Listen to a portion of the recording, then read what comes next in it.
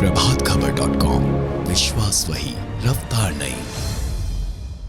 हमारे साथ में बात करने के लिए भारतीय जनता पार्टी के प्रदेश प्रवक्ता हरीश श्रीवास्तव जी। सर, 25 तारीख को शपथ ग्रहण है योगी सरकार 2 की, क्या कुछ तैयारी चल रही है? उत्तर प्रदेश के अभिनंदनीय मुख्यमंत्री आदरणीय योगी आदित्यनाथ जी अपने दूसरे कार्यकाल का प्रारंभ 25 मार्च को शपथ ग्रहण के साथ करेंगे।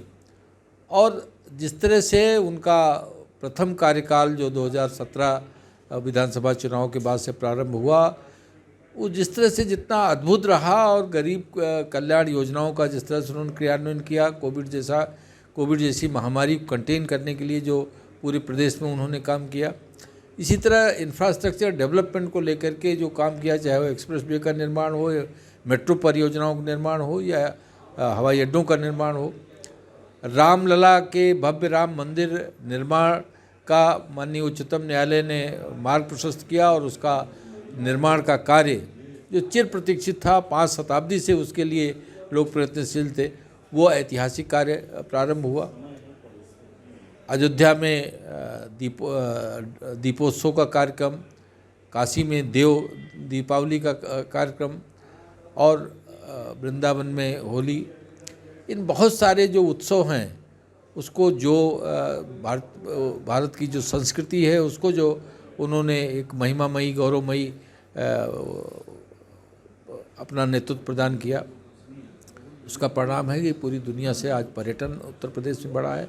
तो बहुत सारे जो उन्होंने कार्य किए जिससे आज उत्तर प्रदेश की सम्मानित जनता ने एक बहुत मजबूत और उत्साहपूर्ण समर्थन भारतीय जनता पार्टी सरकार को देने का काम किया है। ऐसे में पूरे उत्तर प्रदेश से लोग इस क्षण को, इस आनंद के पल को के सहभागी होने के लिए लखनऊ 25 मार्च को पधारेंगे। और हमारा केंद्रीय नेतृत्व से माननीय प्रधानमंत्री जी, माननीय राष्ट्रीय अध्यक्ष जी, माननीय गृह मंत्री जी, माननीय रक्षा मंत्री जी, विभिन्न प्रदेशों के मुख्यमंत्री, अन्य अनेक गणमान्य अतिथि उस समय इस आनंदमयी क्षण के सहभागी बनेंगे। तो यह हम लोगों के लिए, भारतीय जनता पार्टी के कार्यकर्ता के लिए बहुत उत्साह और आनंद का क्षण है कि उत्तर प्रदेश की सम्मानित जनता ने जो उत्साहपूर्ण और एक मजबूत समर्थन देने का कार्य किया है, उस सब का सब एक उत्सव के रूप में ये उनका शपथ ग्रहण कार्यक्रम हो।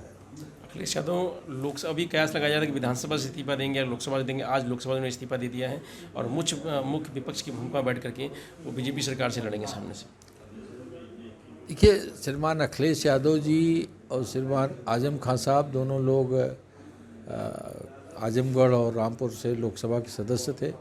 अब वर्तमान विधानसभा के लिए करहल और रामपुर से विधानसभा सदस्य चुने गए हैं।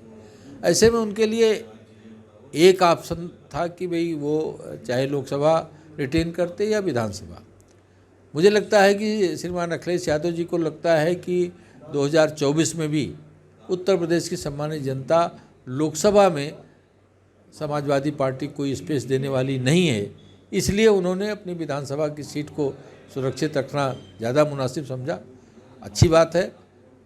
भारतीय जनता पार्टी मानती है कि एक सकारात्मक विपक्ष, लोकतंत्र में सकारात्मक विपक्ष एक बेहतर व्यवस्था को देने में काम करता है। और मैं अपील भी करूंगा और मैं समझता भी हूं कि श्रीमान अखिलेश यादव जी एक जिम्मेदार और सकारात्मक विपक्ष की भूमिका सदन में निभाएंगे।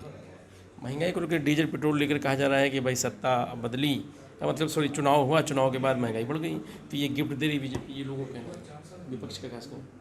देखिए, विपक्ष का आरोप हमेशा एक भ्रम और झूठ पे आधारित होता है। जो पेट्रोल उत्पाद हैं, चाहे वो पेट्रोल हो, डीजल हो, गैस हो, ये सब का इनकी कीमतों का निर्धारण वैश्विक बाज़ार के आधार पर होता है। वैश्विक बाज़ार से ये पेट्रोल उत्पाद की कीमतें नियंत्रित होती हैं। जैसी वैश्विक परिस्थिति होती है, जैसी वैश्विक उसके कीमतें होती हैं, उसी के आधार पर भारत में भी उसकी कीमतों में बढ़ोतरी और घटोतरी होती है। आज आप ये देख रहे हैं कि पिछले 10-12 दिनों से रूस और यूक्रेन के बीच युद्ध चल रहा है, उसका प्रभाव पेट्रोल उत्पादों पर भी पड़ा है। वैश्विक मार्केट में भी पड़ा है, लिहाजा भारत में भी वो प्रभावित हुआ है और यह भारत की और उत्तर प्रदेश सम्मानित जनता जानती है बखूबी। इसलिए जो विपक्ष के जो थोथे आरोप हैं उसका उत्तर प्रदेश सम्मानित जनता पे कोई असर पड़ने वाला नहीं है। प्रभातखबर.com, विश्वास वही, रफ्तार नहीं।